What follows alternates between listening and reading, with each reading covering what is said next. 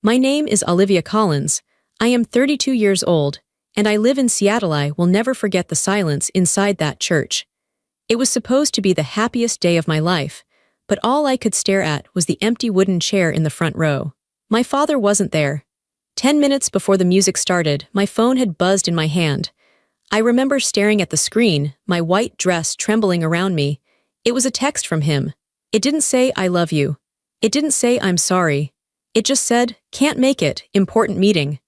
I had to swallow my tears, lift my chin, and walk down that aisle alone. That was the day I realized I didn't matter to him. I was invisible unless I was useful. But today, everything changed. My face is on the news. My hotel chain just hit a valuation of $580 million. And suddenly, for the first time in years, my phone buzzed with his name. Family meeting, 7 p.m., don't be late. He thinks he can summon me because now I have money. He thinks I am still that desperate little girl waiting for his approval. But he is wrong. He is about to meet the woman he created when he left that chair empty.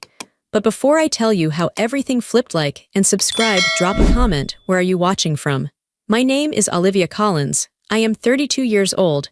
I grew up in a house that was always cold, even in the middle of summer. We lived in Seattle, a city known for rain, but the dampness inside our home had nothing to do with the weather. It was a coldness that came from silence. It was a chill that came from knowing you were present but not seen. My father, Richard Collins, was a man who took up a lot of space. He was loud when he was on the phone, booming with laughter when he was with his business partners, and demanding when he spoke to the staff. But when he looked at me, his eyes glazed over.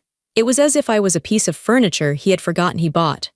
My mother, Evelyn, was his shadow. She spent her life smoothing out the air around him, making sure nothing upset him. She was a nervous woman, always wringing her hands, her eyes darting to the door to see if he was home yet.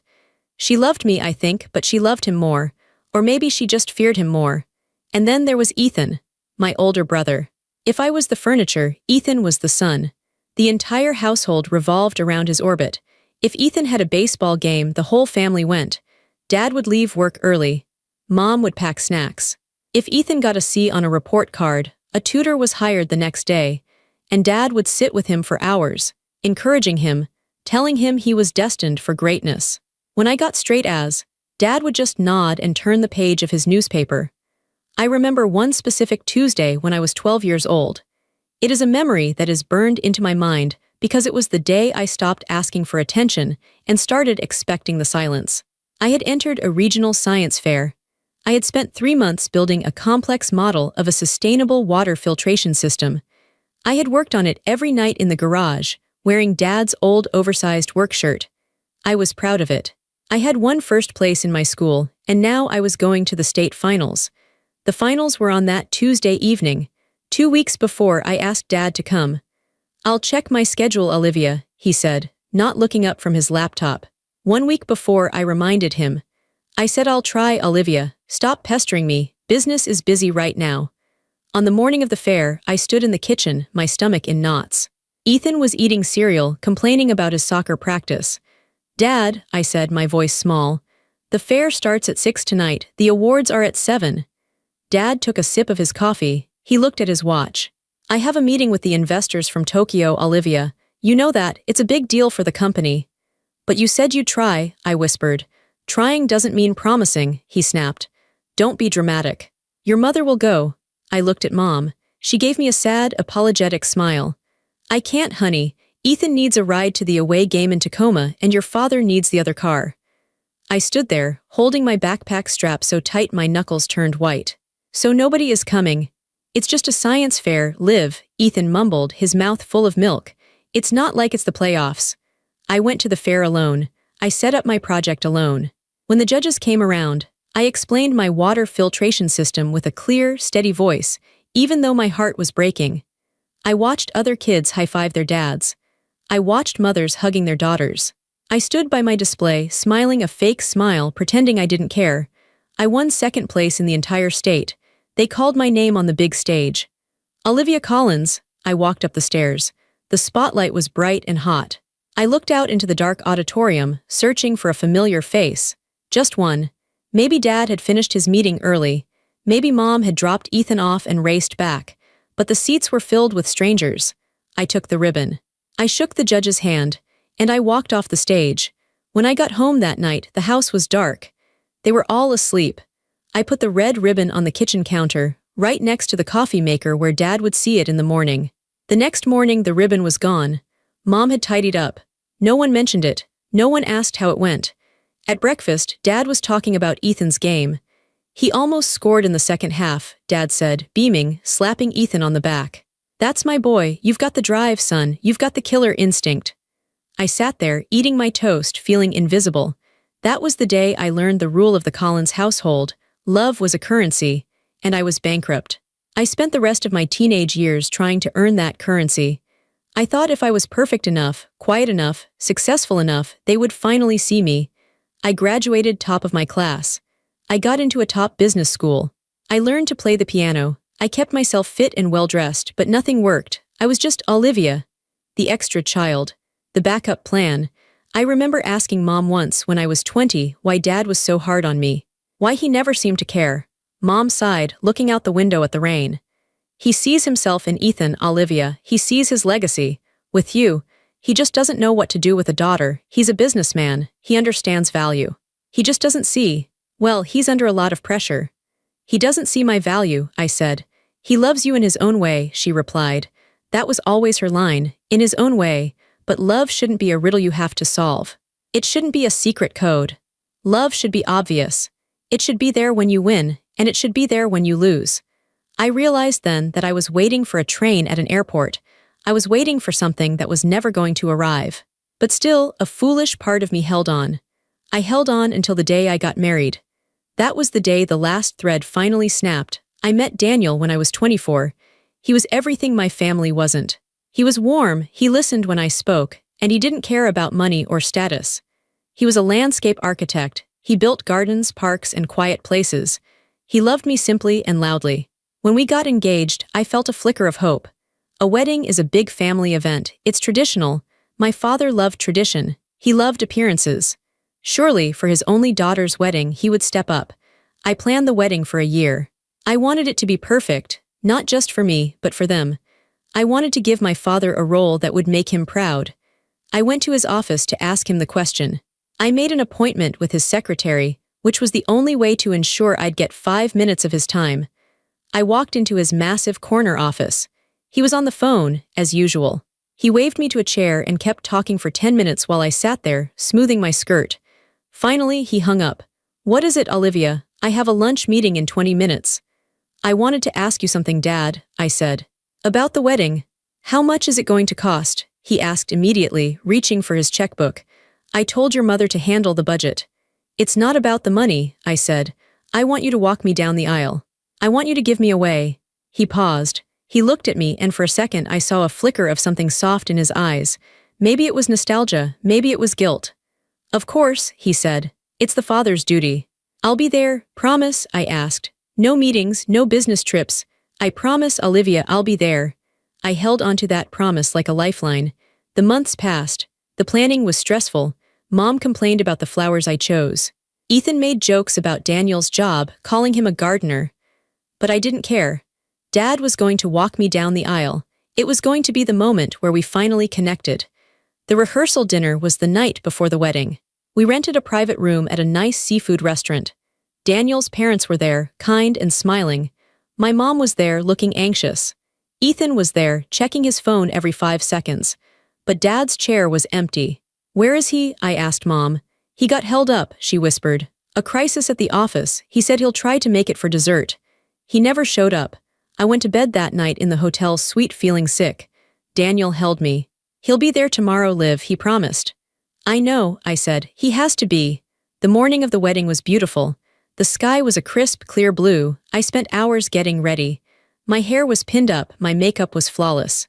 I put on the white dress. I looked in the mirror and felt beautiful. I felt like a bride. We were at the church. The ceremony was scheduled for 2 p.m. At 1:30 p.m., I was in the bridal room. The photographer was taking pictures. My bridesmaids were laughing, drinking champagne. Has anyone seen my dad? I asked. He's probably waiting in the vestibule, one of them said. At 1:45 p.m., I started to pace. My hands were shaking. I asked my mother to go check. She came back 5 minutes later, her face pale. Is he here? I asked. He's not answering his phone, she said, her voice trembling. Traffic is bad, Olivia. You know how traffic is.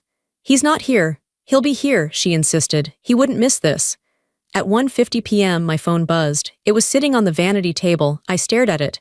I knew. Deeply in my gut, I knew. I picked it up. A text message from Dad.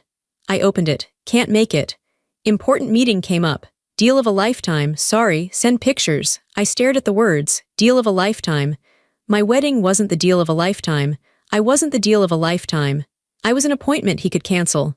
The room went silent. The bridesmaids stopped laughing. My mother looked at me, saw the phone, and burst into tears. Oh, Olivia, oh, honey, he just has so much pressure. Stop, I said. My voice was eerily calm. Stop making excuses for him. We can wait, Mom said. We can delay the ceremony. No, I said, we are not waiting. But who will walk you? She asked. Ethan can do it, Ethan. Come here? No, I said again, louder this time.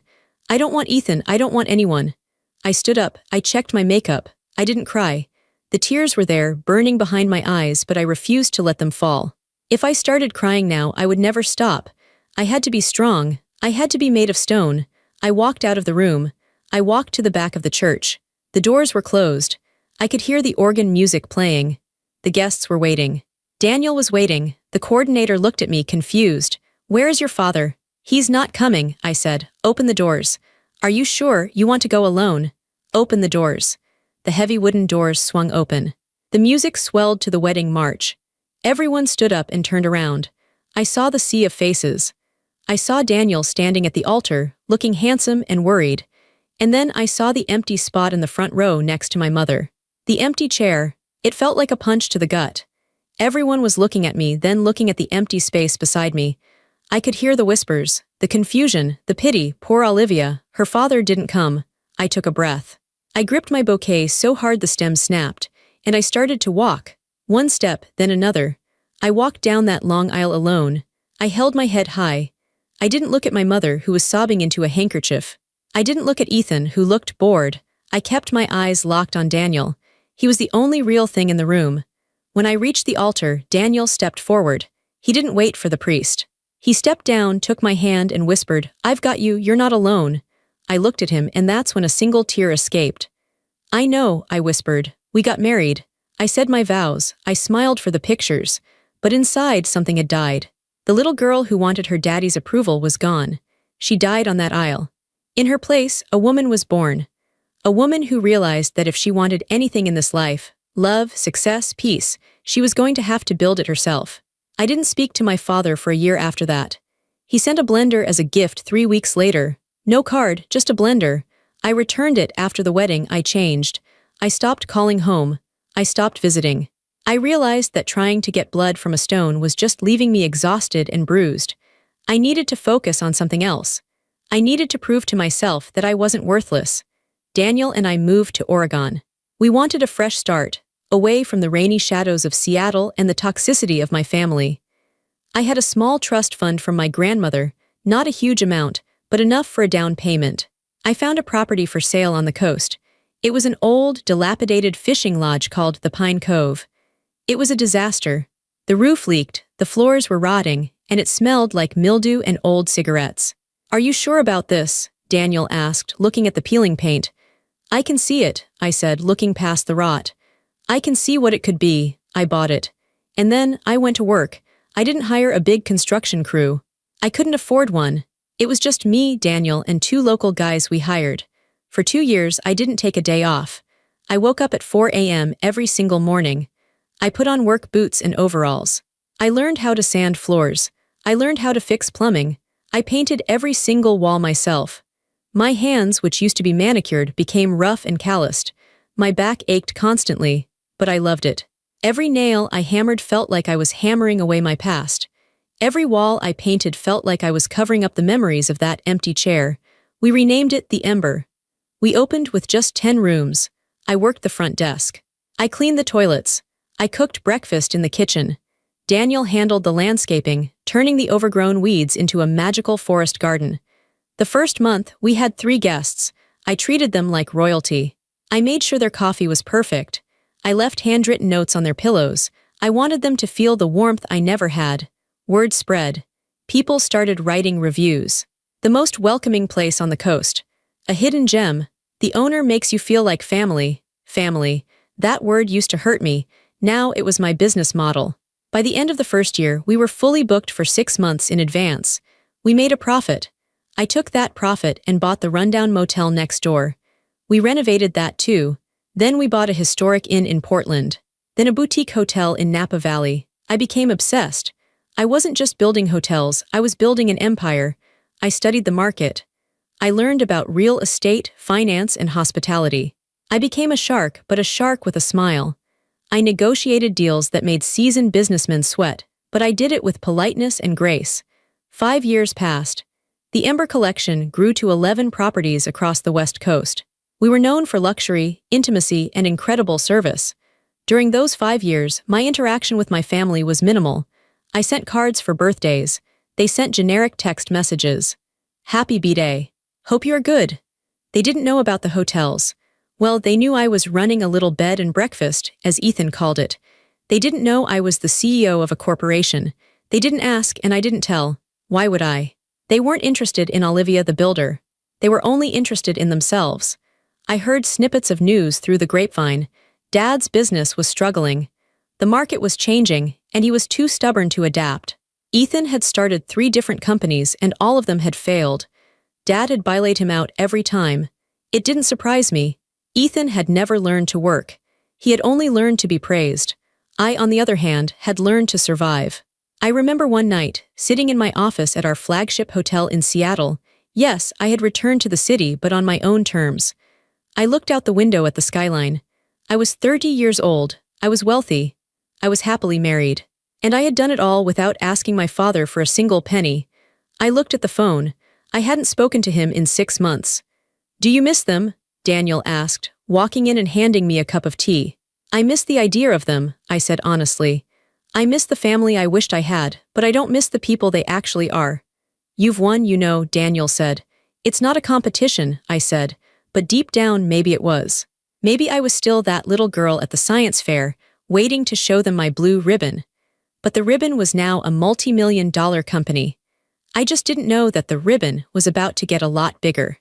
And the silence was about to end. It was a Tuesday morning. It was raining, of course. I was in the conference room with my executive team. We were going over the quarterly reports. The atmosphere was electric. We had been working for months on a massive merger deal, bringing in private equity to expand the Ember Collection internationally. Lena, my CFO and best friend, walked in. She was holding a bottle of champagne and a stack of newspapers. Her face was flushed. "We did it," she said. Her voice was shaking. "Did what?" I asked, looking up from my laptop. She slammed the newspaper down on the table. The headline screamed in bold black letters. Ember Collection valued at $580 million in historic deal. Underneath was a picture of me. A picture Daniel had taken. I looked strong. Confident. $580 million, Lena said.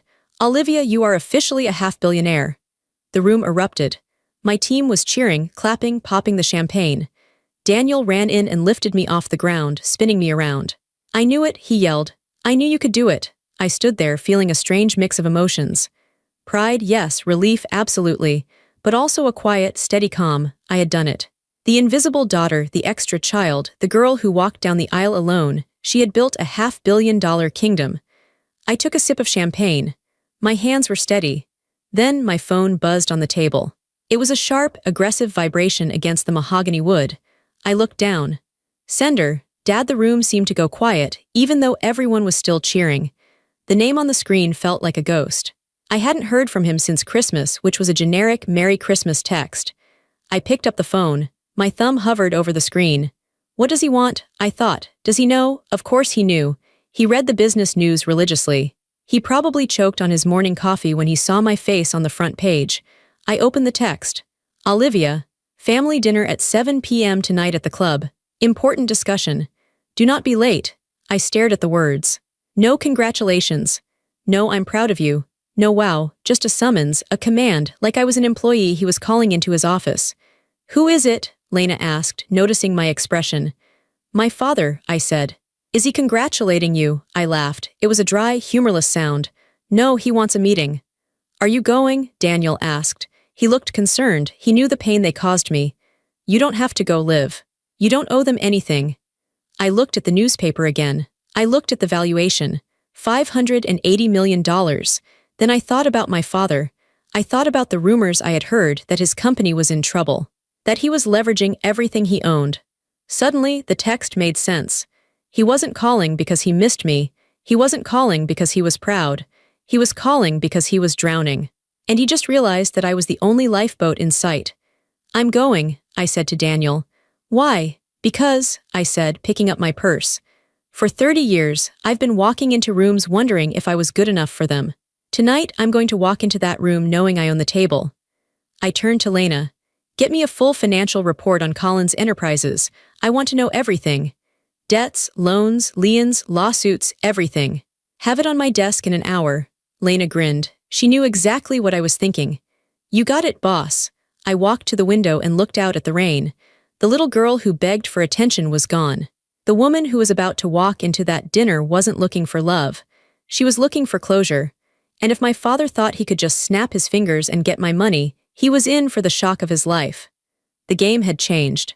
And for the first time, I was the one holding all the cards. I sat at my desk, the rain hammering against the glass of my office window. The city of Seattle looked gray and blurred below me, but inside my office, everything was sharp and high definition, especially the stack of documents Lena had just placed in front of me. It's worse than we thought, Olivia, Lena said. She wasn't smiling anymore. She looked serious, almost frightened. It's a bloodbath. I opened the folder labeled Collins Enterprises Financial Audit. My father had always been a myth to me. Growing up, I thought he was invincible. He was the man who commanded rooms, who built skyscrapers, who made grown men tremble with a single phone call. I thought he was made of money. I thought his power was infinite. But looking at these papers, I realized the myth was a lie. Walk me through it, I said, my finger tracing the red lines on the spreadsheet. Okay, Lena said, pulling up a chair.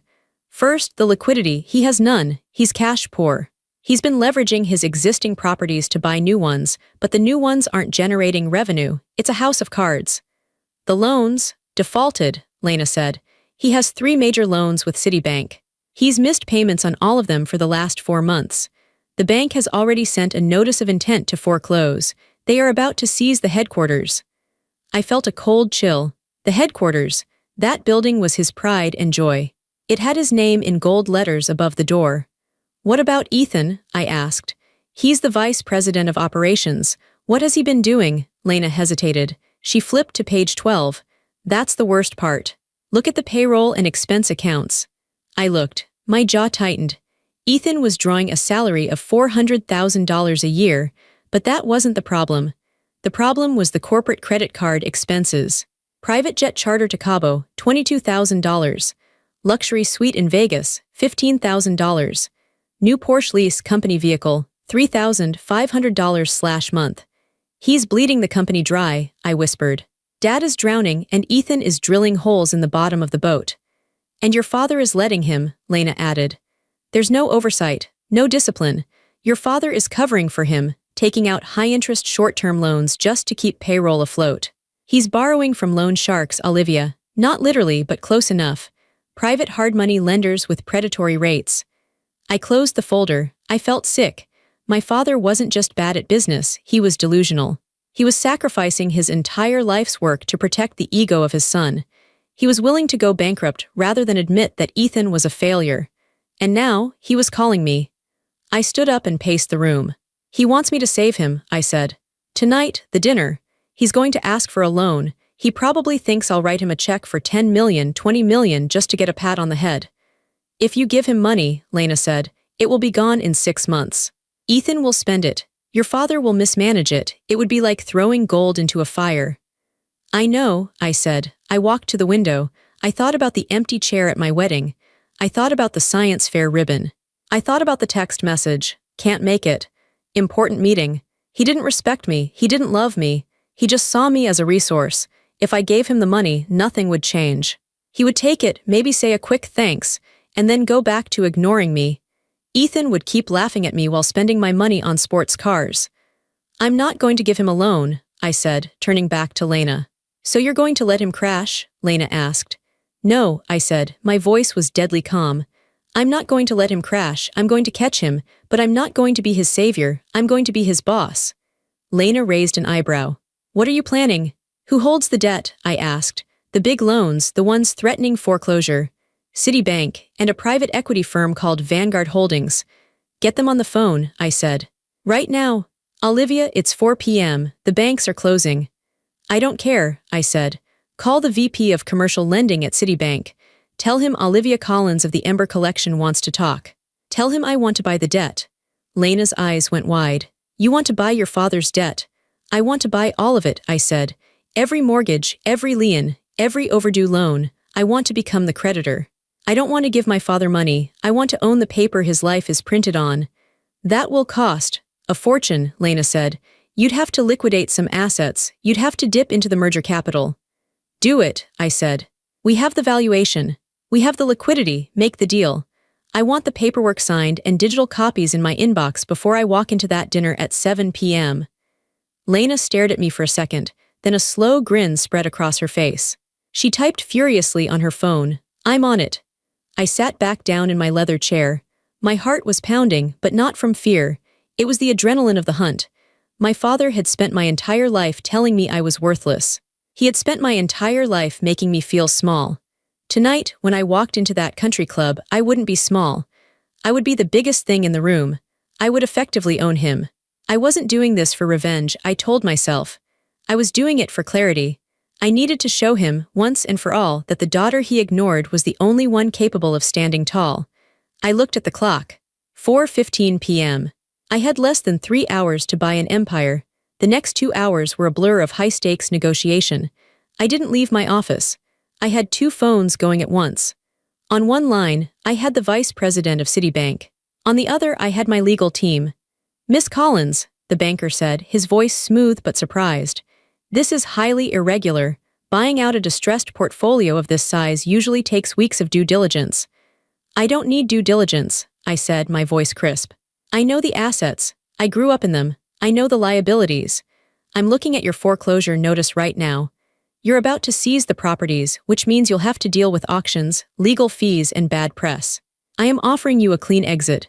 I will pay off the principal plus 5%. Cash wire today. There was silence on the line.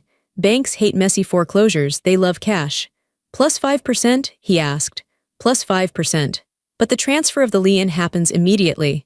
By 6:30 p.m., I want to be the legal holder of the mortgage on the Collins Tower and the 3 industrial parks. Hold on, he said. I put him on mute. I turned to my lawyer, Sarah. What about the private loans? Vanguard Holdings is tougher, Sarah said. They know your father is desperate. They're charging him 18% interest. They don't want to sell.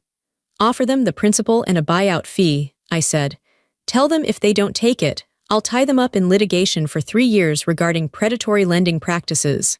My father didn't read the fine print, but I did. There are clauses in there that are borderline illegal.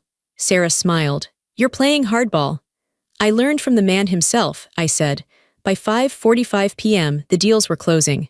The fax machine was humming. Digital signatures were flying across the secure server. One by one, the notifications popped up on my screen. Transfer complete, Collins Tower Mortgage. Transfer complete, Industrial Park A, B, C. Transfer complete, Equipment liens. It was happening. I was spending millions of dollars, draining a significant portion of my liquid cash, but I was securing control. At 6:15 p.m., Lena walked in with a single, thin blue folder. It's done, she said. You own it all. Technically, as of 5 minutes ago, your father is 3 months behind on his payments to you. I took the folder. It felt heavy, even though it only held a few sheets of paper. This was it. This was the leverage. Thank you, Lena, I said. Go home, get some rest. Good luck, she said. Give them hell. I went to the private bathroom attached to my office to change. I had brought a change of clothes, knowing I wouldn't have time to go home. I took off my comfortable gray work blazer. I washed my face. I looked at myself in the mirror.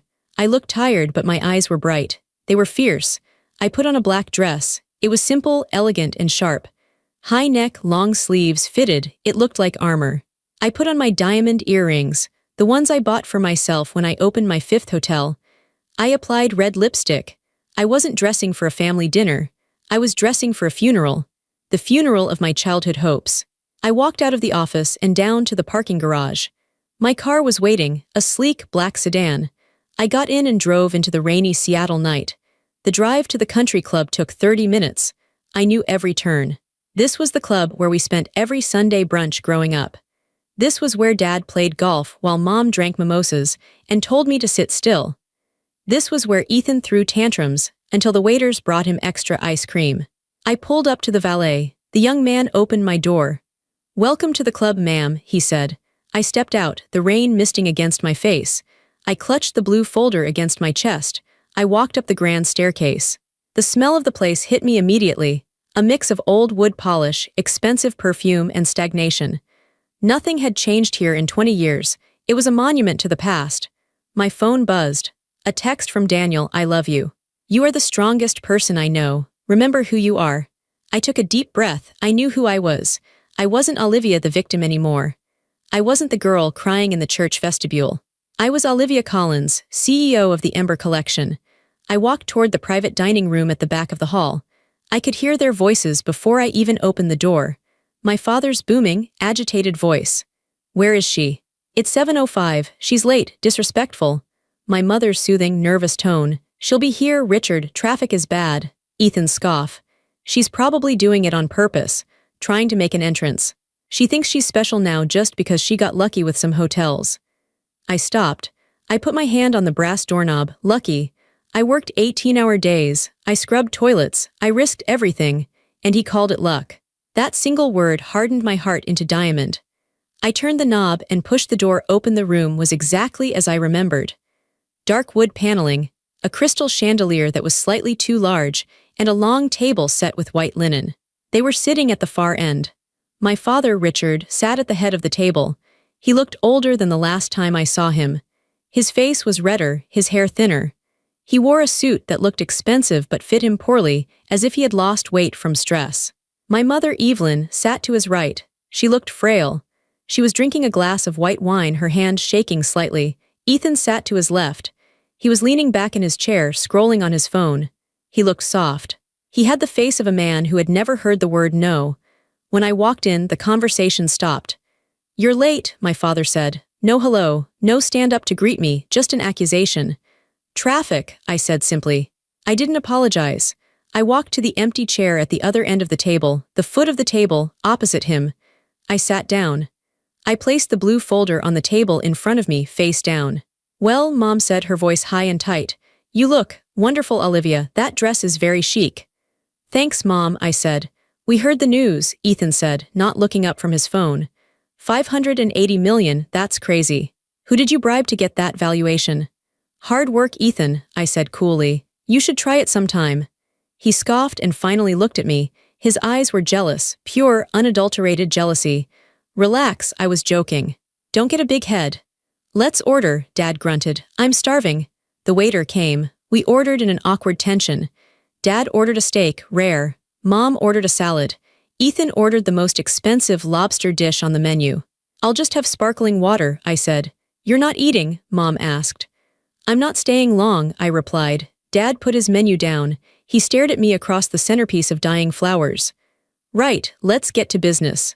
We're family, so I'm going to be straight with you, Olivia." "Please do," I said. "The market has been difficult," he began. He used his boardroom voice, the one he used to manipulate investors. "We've had some cash flow issues. Temporary, of course, just a liquidity pinch. I need a bridge loan." "A bridge loan," I repeated. "Yes, just to clear up some short-term obligations, to keep the vultures off our back." "How much?" I asked. He hesitated. He looked at Ethan, then back at me.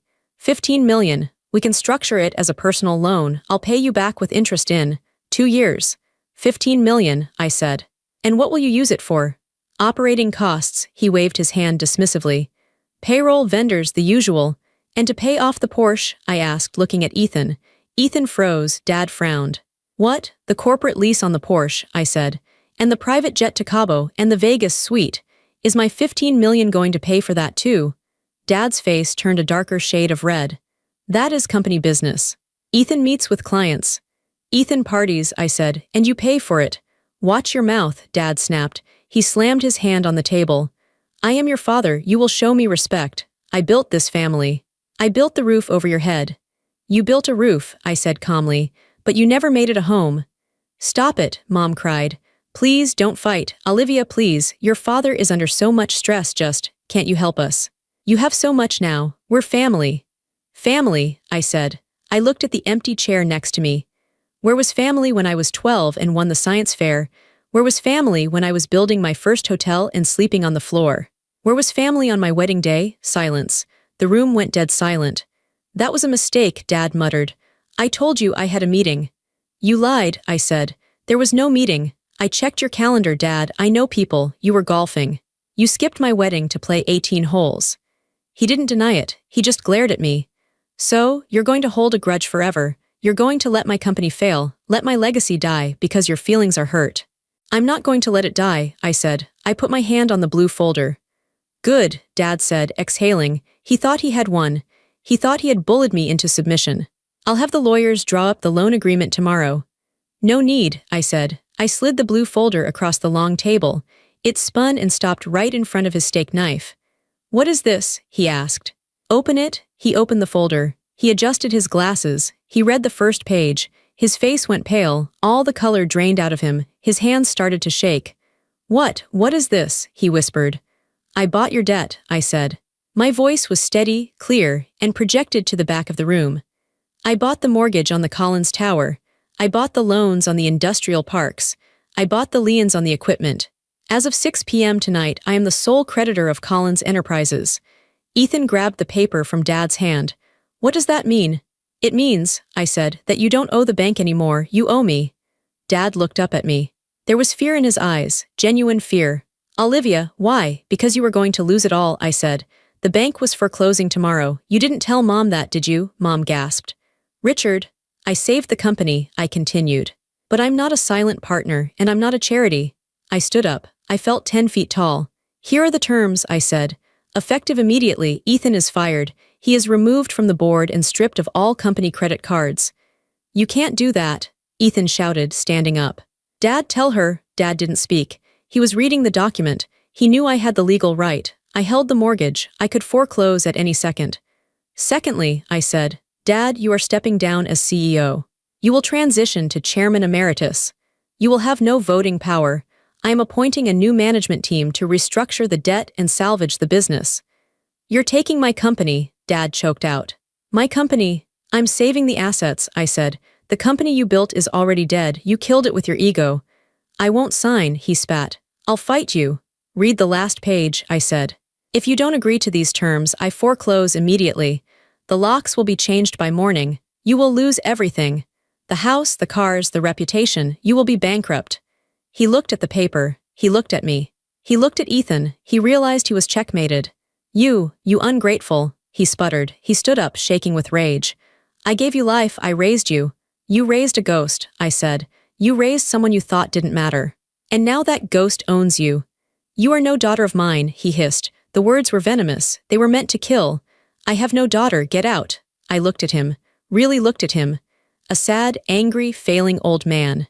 I know, I said softly. I haven't been your daughter for a long time. I'm just the landlord now. I turned to my mother. She was weeping silently. I'm sorry, Mom. I'll make sure you have a stipend. You won't lose the house. But the spending stops. I turned back to the door. Olivia, Ethan yelled. You can't do this to family. I opened the door. I looked back one last time. Family, I said, is the people who show up. You guys never did. I walked out. I closed the door on their shouting. I walked down the hall, past the stunned waiters, and out into the night air. I walked out of the country club and the rain had stopped. The air smelled fresh, like wet pine and ocean salt. I got into my car and just sat there for a moment. My hands were shaking, not from fear, but from the release of adrenaline. I took a deep breath, filling my lungs completely. I waited for the guilt. I had been conditioned my whole life to feel guilty whenever I displeased my father. I waited for that crushing weight to settle on my chest. But it didn't come. Instead, I felt lighter. I felt like I had been carrying a backpack full of rocks for 30 years, and I had finally set it down. I started the car and drove home. When I walked into our apartment, Daniel was waiting for me. He didn't ask how it went. He just looked at my face, saw the peace in my eyes, and hugged me. We ordered pizza and watched a comedy movie. I didn't check my phone once. The next morning, the fallout began. My phone was flooded. 20 missed calls from Mom. 12 angry text messages from Ethan. "You're a monster. You ruined everything. How do you sleep at night?" I didn't reply. I simply blocked Ethan's number. I sent a text to Mom. "I love you, but I will not discuss business with you. If you want to see me as your daughter, we can get coffee next week. If you want to be a messenger for Dad, don't come." She didn't reply. The legal transition was swift. My team moved in. They fired Ethan formally the next day. Security escorted him out of the building. I heard he threw a stapler at a wall. Dad signed the papers. He had no choice. He retired to his study at home, refusing to speak to anyone. He became a recluse, brooding over his lost empire. I didn't take joy in their pain. I didn't gloat. In fact, I never set foot in the Collins Tower. I let my management team handle it. I didn't want his office. I didn't want his chair. I had my own. Over the next 6 months, I began to transform his properties. The industrial parks were failing, so I repurposed them. I turned one into a community art space and affordable housing for artists. I turned another into a logistics center for green energy companies. I took the profits from the restructured company and started a scholarship fund for girls in STEM, girls like I was, who had big dreams but no support. I turned the pain into purpose. One afternoon, about 8 months later, I was visiting one of my new hotels, a retreat center in the mountains. It was beautiful, peaceful, quiet, surrounded by trees. I saw a woman checking in. She looked about my age. She was with her parents. They were hugging her, laughing, carrying her bags. The father kissed her forehead and said, "We're so proud of you, honey." I watched them, and for a split second, I felt that old phantom ache. That "why not me" feeling. But then Daniel walked up beside me. He slipped his hand into mine. "You okay?" he asked. I squeezed his hand. "Yeah, I am." I realized that I couldn't change the past. I couldn't rewrite my childhood. My father was never going to be the man I wanted him to be. My mother was never going to be strong enough to choose me over him. Ethan was never going to be a brother. And that was okay, because I had broken the cycle. I wasn't bitter. Bitterness is drinking poison and expecting the other person to die. I had spit the poison out. I had saved their financial lives, not because I owed them, but because I was better than them. I showed them mercy when they had only shown me disdain. That was my victory. I walked away from the lobby, leading Daniel toward the garden we had planted together. "Did you hear?" Daniel said. "Your brother got a job. Selling cars at a used lot in Tacoma." I smiled. "Good for him. Honest work builds character." "And your dad?" "Still silent," I said. "Silence used to hurt me. Now it just feels like peace." I stand in the sunlit lobby of the Summit, my newest and most beautiful hotel. The walls are glass, looking out over the mountains. The light pours in, warm and golden. I am 32 years old. I own a company worth over $500 million. I have a husband who adores me. I have a life that is full, rich, and entirely my own. I look at the camera, at you. There is a myth that family is everything, that you have to stick by them no matter how much they hurt you. That blood is thicker than water. But I'm here to tell you that's not true. Blood is just biology. Family is behavior. If your family makes you feel small, if they make you feel invisible, if they only call you when they need something, that is not love. That is manipulation. You do not owe them your soul just because they gave you their DNA. It took me a long time to learn that. I spent years waiting for an apology that never came. I spent years trying to buy their love with my achievements. But you cannot buy what isn't for sale. And you cannot fill a cup that has a hole in the bottom. The moment I stopped trying to please them was the moment I started to fly. I forgave them. Not for them, but for me. I forgave them so I wouldn't carry the anger anymore. I forgave them and then I moved on. I built my own table. I invited people who loved me for who I was, not for what I could give them. I looked down at my phone. The screen is clear. No frantic texts. No demands. Just a picture of me and Daniel, smiling on a beach. I put the phone in my pocket. I turned back to the window, watching the sun set over the empire I built with my own 2 hands. If you are listening to this and you feel invisible in your own home, if you are the extra child, if you are the one they underestimate, hear me, you are strong, you are capable, and you are not alone. Don't wait for them to give you permission to be great. They never will. Take that pain, take that rejection and use it as fuel, build your own castle. And when you're standing at the top, remember who got you there. You did. Thank you for listening to my story. It wasn't easy to tell, but it was necessary. If this story resonated with you, if you've ever had to choose your own peace over your family's drama, please like this video. Subscribe to the channel for more stories of truth and resilience. And in the comments below, tell me, have you ever had to walk away to save yourself? I want to hear your story. I'm Olivia, and I'll see you in the next one.